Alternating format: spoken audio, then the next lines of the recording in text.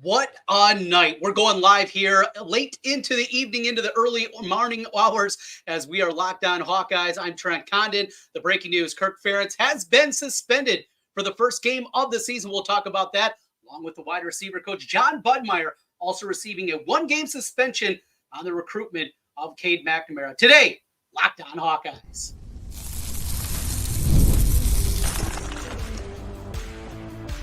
You are Locked On Hawkeyes, your daily podcast on the Iowa Hawkeyes. Part of the Locked On Podcast Network, your team every day. Welcome in. I'm Trent Condon, and this is the Locked On Hawkeyes podcast. Thanks for making Locked On Hawkeyes your first listen every day. We're available wherever you find podcasts. You can also watch us on YouTube. While you're there, make sure you hit that subscribe button. Helps us get in front of more Hawkeye fans. Well, this is a wild one. The suspension announced today by Scott Dochterman of The Athletic. He had the breaking news. The rumblings and the rumors were happening Wednesday evening, and it became official with somebody on the Hawkeye beat. Scott Dochterman had it first. Kirk Ferentz, along with Jon Budmayr, are suspended for Game 1 of the 2024 season, the home opener against Illinois State, and it will be without those two on the sideline. Today's episode of Locked On Hawkeyes is brought to you by Gametime. Download the Gametime app, create an account, and use code LOCKEDONCollege for $20 off your first purchase. Terms apply. All right, let's get into it. The nuts and bolts of things as we talk about it. You can join us here on the live feed in the comment section there. We'll get to your thoughts here a little bit later on in the program, but the nuts and bolts start with the suspension, and this is handed down. Now, initially when these rumors and rumblings were happening in the evening, and when I first caught wind of it and started to make some contacts with things, there was talk of tampering. There was talk of this possibly maybe being connected to Caden Proctor. Very quickly had one person say that that was not the case. It was nothing to do with that. This is about the recruitment of Cade McNamara. And as we remember back 2 years ago when he made his commitment to Iowa, it all came together very quickly. He was having knee surgery after he shut it down at Michigan, entered the transfer portal, and within a couple of days, he became an Iowa Hawkeye. And it was crazy because same kind of thing, those rumblings and rumors started to happen, and everything came together so quickly. It was just, you had that feeling that this had to be something that was in the works for a while. We know about the connection with Jon Budmayr, who recruited him out of high school, Cade McNamara. That connection makes a whole lot of sense. So this isn't a surprise. The frustrating element from the Iowa perspective is this happens everywhere. And Nick Saban talked about very openly going after a cornerback from Toledo. He went out and said that. Has Alabama had anything? No, of course not. That Iowa has this happen. Now, what we don't know also from the reporting of Scott Dochterman is this a sanction that was handed down by the NCAA? Was the violation determined by them? Or was this self-reporting and self-applying this by the athletic department with Beth Getz and making that decision? So that's the part of this that we don't know at this moment in time. 1:30 on Thursday afternoons, that's when we will get the press conference from Kirk Ferentz. And this is another interesting angle, is I get the press release this afternoon a little before 3 o'clock and just kind of ho-hum. All right, maybe they're going to be announcing that Cade McNamara is officially going to be the starter for game number 1. With practice wrapping up, they're going to do that and then make a normal game week starting next week on Monday and go through the normal flow of things. I anticipated that's what it was going to be. That's all it was. But then as soon as these rumblings started to happen, that kind of jumped back into my mind. So we'll get more information, obviously, before that. We'll continue to work here on Locked On Hawkeyes and try to find if we can get anything else. If you're looking for that press conference tomorrow, we will have it on the Iowa Sports Radio Network at 1:30. My show, Miller and Condon, along with Ken Miller, we will take that live right at 1:30 when the press conference begins. So if you're looking at that, you can find us on 106.3 KXNO in Des Moines, also 620 AM out of Sioux City, 800 KXIC in Iowa City, 95.7 in Cedar Rapids, the new FM sports talk station in Cedar Rapids, along with 1260 over in the Quad City. So we got you covered there across the state of Iowa, and you can also listen anywhere that you are on the iHeartRadio app. Again, 1:30 on Thursday afternoon is when the Kirk Ferentz press conference will be happening, and we'll have it for you on the Iowa Sports Radio Network. All right, let's get more into the details. Again, many of these from Scott Dochterman, along with a few things that I'd heard A lot of frustration, and a component to this that I think is a little bit exciting. And I had some Cyclone friends reach out on Wednesday night after the news was coming out asking about it. And they were disappointed because, well, I think you're going to see a pretty fired up team. Look, there's one thing about Kirk Ferentz is when the going gets tough, his teams, his program, that's usually when they're at their best. Back against the wall, nobody believes in us. Those kind of things, those galvanizing forces are incredibly powerful inside of Iowa football under Kirk Ferentz. And this is going to be an element that I believe that they're going to be able to use and use it to their advantage this season. Everybody's against us. Everybody's out against us now. And we're going to have to deal with this and go, another direction. Go live here. Need to get a little drink as we're going through things late here in the evening. Again, hit us up with your comments, your thoughts, and we will get to those here momentarily as we get a swig and get a little caffeine going for us here early on Thursday morning. All right, so we continue the conversation, the reporting from Scott Dockerman. Let's go into the article a little bit deeper if you haven't seen it. First up on this from Scott Dockerman of The Athletic, as I pull it back up here on the phone. Sorry, live. I'm not exactly doing my best work here as we get going. All right, let's get back into it. Here we go. This is a violation when courting Cade McNamara before the transfer portal opened in 2022. A source briefed on the violation said the suspension is related to an NCAA investigation, but it wasn't immediately clear whether the sanction was imposed by Iowa or the NCAA. Now, this is just a theory. This is no reporting here. Don't take this and run, but it's a theory that I have. And if you're an everyday listener to Locked On Hawkeyes, you know that I have theories. Sometimes they're a little crazy. Sometimes they're a little out there. And many times they're pretty close. This one, we know that Iowa self-reported the minor violation in the email, the text that was sent to Caden Proctor. Now, that recruitment and the way that went, that's a conversation for another day.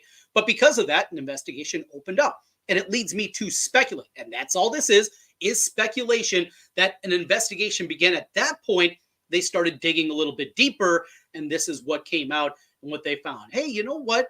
Let's go back and look at some of the other recruiting things that happen and maybe some oddities in the recruiting calendar, and very well could have come to this. Again, just a theory, but I think a thought that makes a whole lot of sense as the NCAA started to dig a little bit deeper. Another component, another theory, let's put the tinfoil hat on once again. Let's go this direction with it. And let's take a look at this angle. So, Michigan, they have a lot going on. Maybe trying to get a little heat off themselves. You know what? As they have their notice of allegations, if we can take a little heat off of us, hey, we're not alone. We're not the only things not doing things right. We had a quarterback here, and our Big Ten brethren came in and swooped him up. And we know J.J. McCarthy was going to be the quarterback. J.J. was going to be the guy going forward. And obviously what he did for them a season ago. I don't think it's a huge stretch, though, that it could have been Michigan trying to tell on one of their own and maybe try to help themselves a little bit and lower the sanctions that are going to be levied on that dirty program. Again, just a theory, but I think a thought that makes a whole lot of sense. A lot of different angles to go. Jon Budmayr, a guy that struggled in his role as a special assistant, helping work with the quarterbacks. Now, you can argue that he just didn't have the requisite talent to make it happen a season ago, and certainly after the McNamara injury, both on Kids Day and how limited he was with that quad injury, and then the ACL, and we saw what happened with Deacon Hill at the quarterback position. And to many's surprise, yet frustration, Jon Budmayr then was elevated to wide receiver coach, something that is still one of those head-scratching areas. Is there something more to that, knowing that this possibly could be happening, and throwing Jon Budmayr a little bit of a bone and keeping you on staff at the wide receiver? Again, theories, we're talking through it. We're going to talk through it here as we continue Locked On Hawkeyes. We're going to get your thoughts and theories. Hit us up with the comments, and we will get to those as we continue. This is Locked On Hawkeyes. Today's episode of Locked On Hawkeyes is brought to you by Gametime and the Gametime app. Gametime has a new feature called Game Day Picks. It makes getting tickets for your favorite live events even easier. Gametime Picks filters out the fluff to show you only incredible deals and great seats, so you don't have to waste time searching through thousands of tickets. I love so many elements of the Gametime app. They have great things going on. Seats and views from your seat before you buy. Know exactly where you're going to be. inside Kinnick Stadium, inside Carver Hawkeye, wherever you're going to a game, see where you're going to be. And their lowest price guarantee makes you find exactly what you're looking for and doing it in a big time way. Gametime takes the guesswork out of buying tickets across all the landscape and their ticket coverage. Your purchase is covered with the most flexible customer service policy in the ticketing industry. Take the guesswork out of buying concert tickets with Gametime. Download the Gametime app, create an account, and make sure you use the code. It's Locked On College. That'll get you $20 off your first purchase. Terms apply. Again, create an account and redeem code Locked On College, LOCKEDON COLLEGE for $20 off. Download Gametime today. Last minute tickets, lowest price guaranteed. Today's episode is also brought to you by FanDuel and the FanDuel Sportsbook.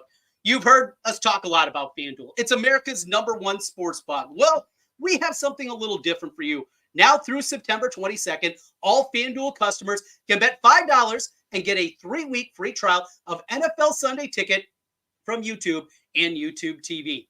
Then, with a YouTube TV base plan, you'll be able to watch every regular season Sunday afternoon out-of-market game. All you need is a Google account and a current form of payment, and you can cancel at any time. Just visit FanDuel.com/lockdown to hook it up. And while you're there, take a look at the betting market that they have. They already have the lineup for week #1 against Illinois State. 23.5 was the number, at least before this news. We're going to have to get an update on that one. Hawkeyes favored against Illinois State. Iowa to win the Big Ten. Iowa to make the college football playoff.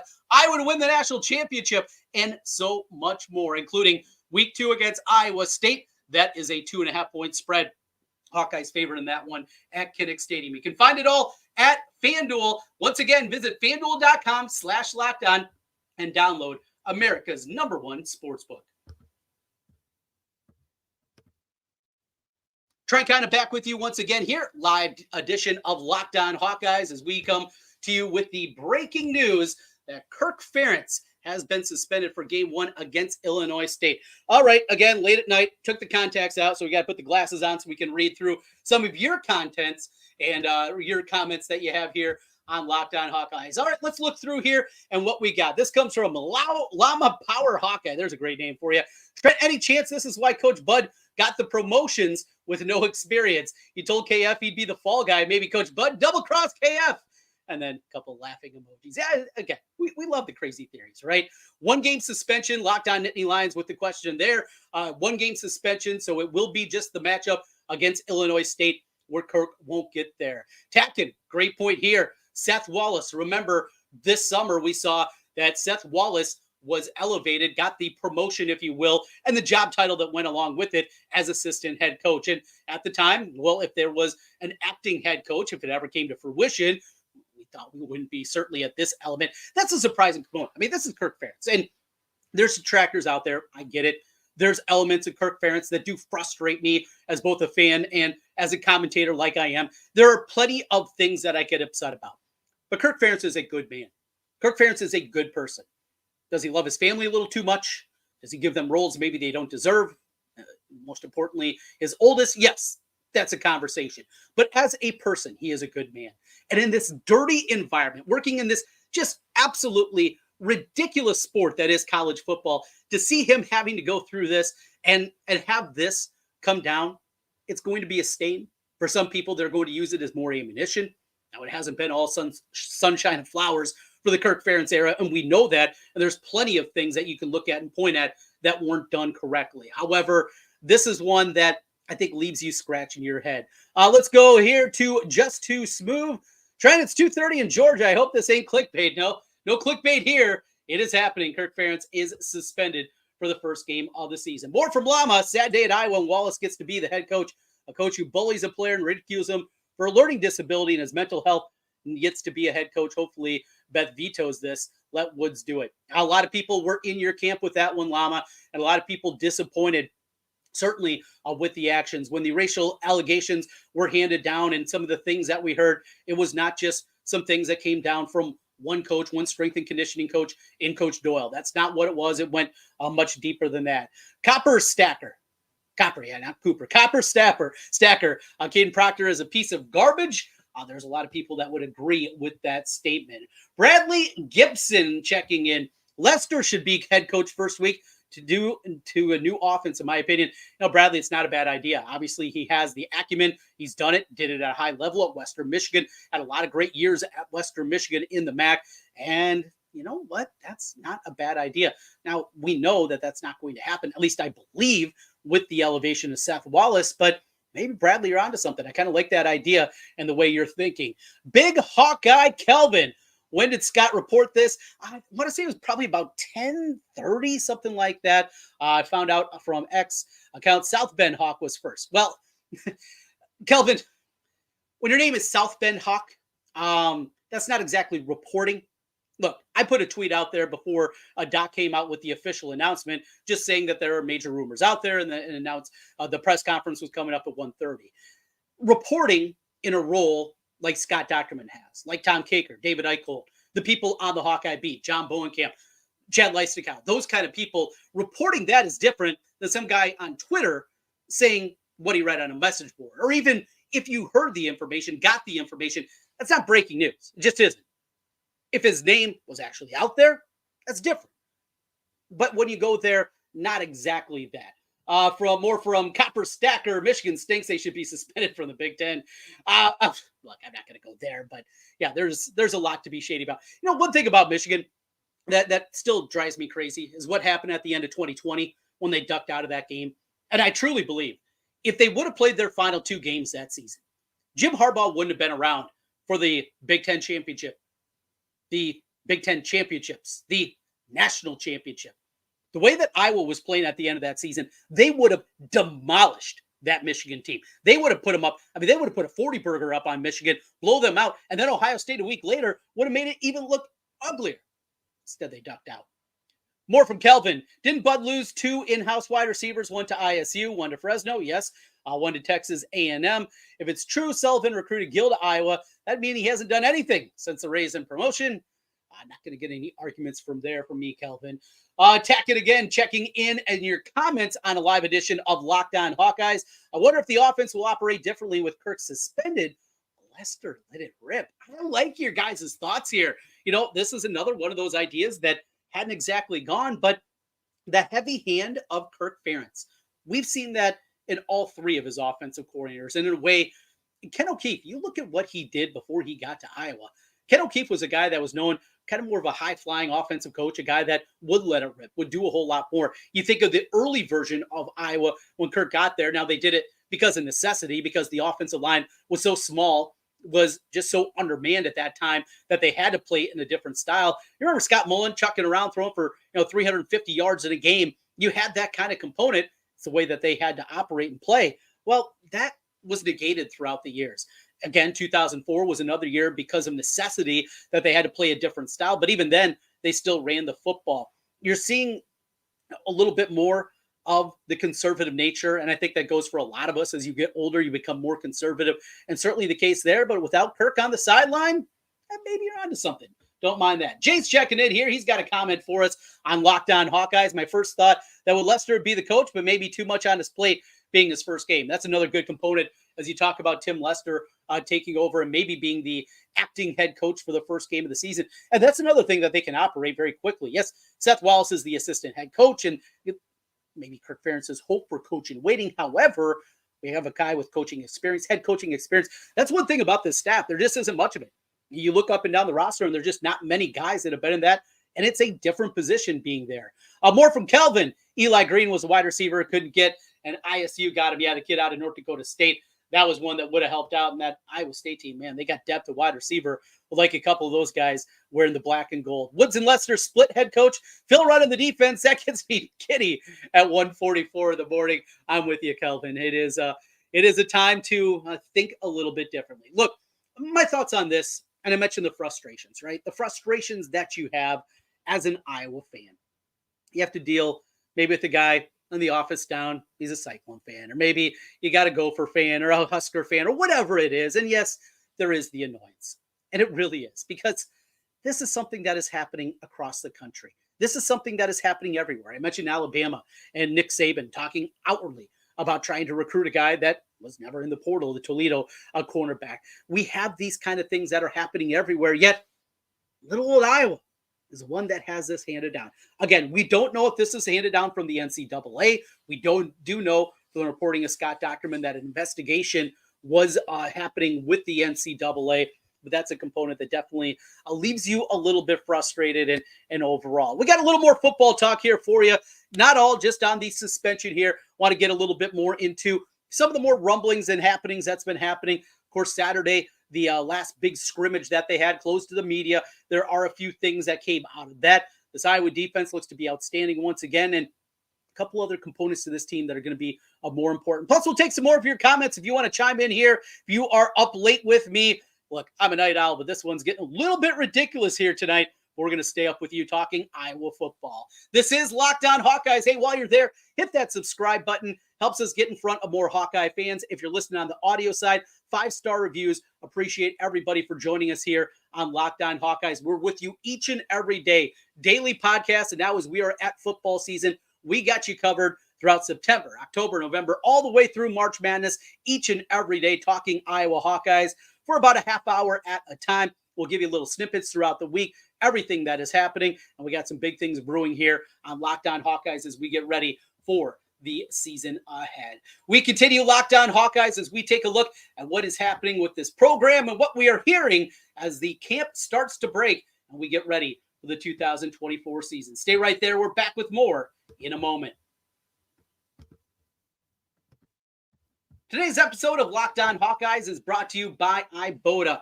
It's summertime. It means it's barbecue season. Stock up on all your grilling favorites and earn cash back on every purchase when you use Ibotta. So you won't have to choose between burgers or hot dogs. You can get them both. That's right. You can get them both with Ibotta.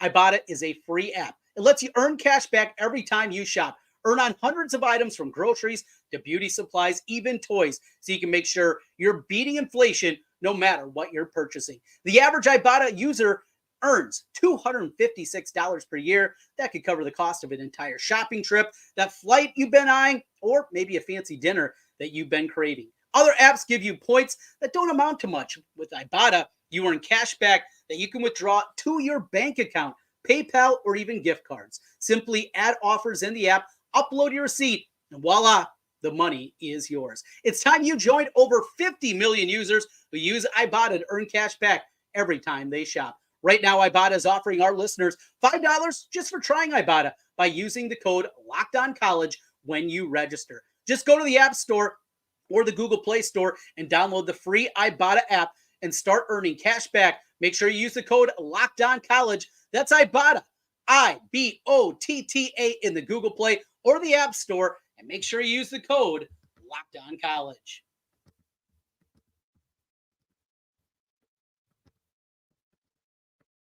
Trent Condon back with you one final time here on the Locked On Hawkeyes podcast.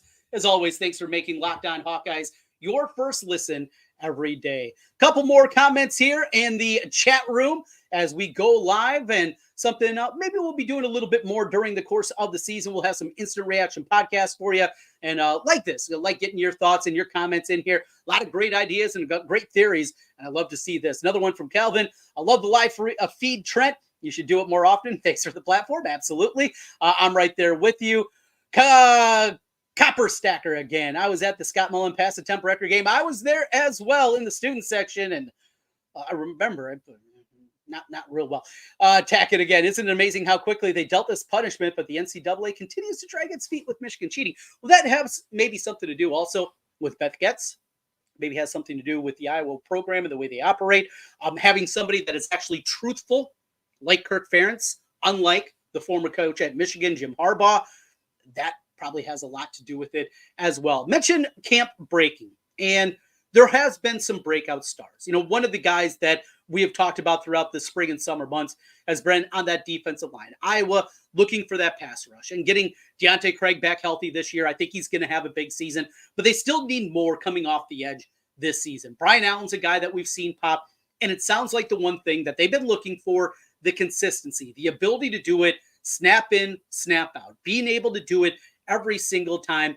It's getting there. It's not complete, but he is showing the maturity, showing the growth that at minimum, he is going to be a guy that's going to be able to get some snaps this year. He's going to be able to help out. I think we've all heard about Reece Vander Zee and the camp that he has put together. It's going to be incredibly difficult with that wide receiver group, I think, to keep him off the field this year. Now, is it going to be for just 4 games this season, or is it going to be a full complement and he will not redshirt this year? Remember, the rules that changed a couple of years back. You can still play up to 4 games in a season and still be able to maintain your redshirt status. So you have that component as well. Those are a couple of names that have popped a little bit. Another one that needs to be mentioned in the defensive backfield, and talked about this the last couple of days, I just want to see a healthy season out of Xavier Wampa.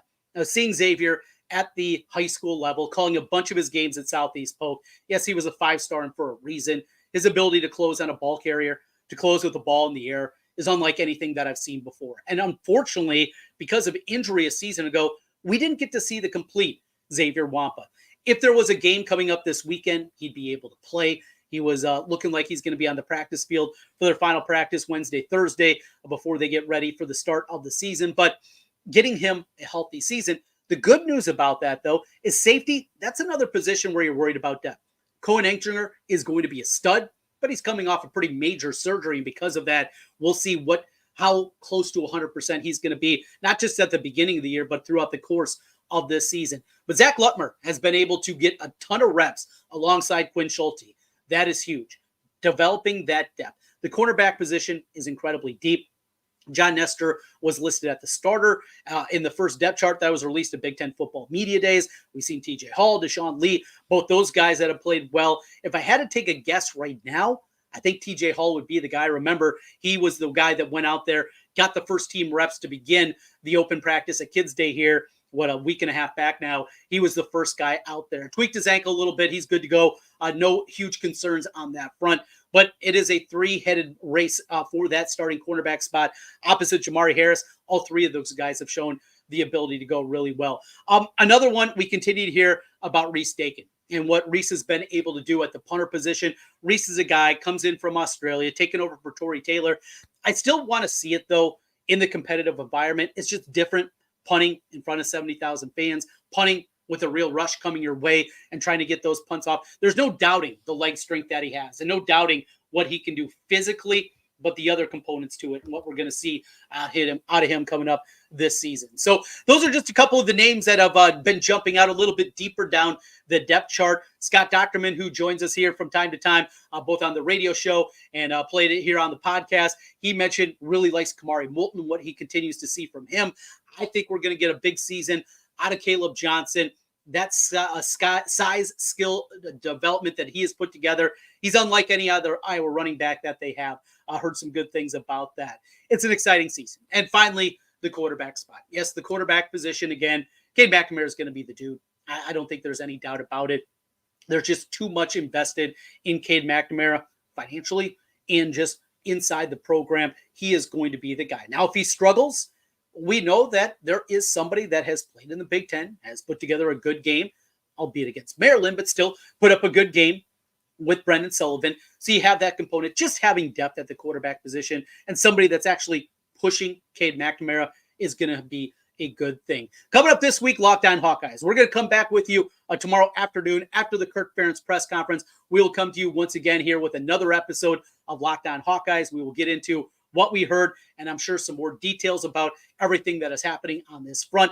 We're going to make some bold predictions for 2024. Always a fun one. My season predictions still to come. We'll see if we get to those this week or next. But again, we're with you each and every day here, Locked On Hawkeyes, talking Iowa Hawkeyes with you each and every day. Let's see, Calvin, one more for us last year after his Stalker's tribute to Jim Harbaugh. There's another one for you as well. I appreciate you all for joining us here late, early, depending on what your perspective is. Locked On Hawkeyes. And don't forget, we got you covered as well with more than just Hawkeye talk. Locked On College Football. That's right. Locked On College Football is your source for college football talk. And Spencer does an incredible job with that each and every day, breaking things down. We got Locked On Big Ten here on the network. Craig Sheehan talking Big Ten football each and every day. Locked On Bets with Lee Sterling is coming back. Maybe you're getting ready for your fantasy football league. Locked On Fantasy Football with Vinny Iyer. Maybe you're a Bears fan like me and you are incredibly excited about Caleb Williams. Locked On Bears, Locked On Vikings, Packers, you name it, we got it. Yes, the Chiefs and everybody else in the NFL, everybody in the NBA, MLB, all on the Locked On Network. And thanks for being with us here today. That'll do it for the program. Thanks for joining us once again for a live edition of the Locked On Hawkeyes podcast. We'll talk to you again tomorrow. Go Hawks.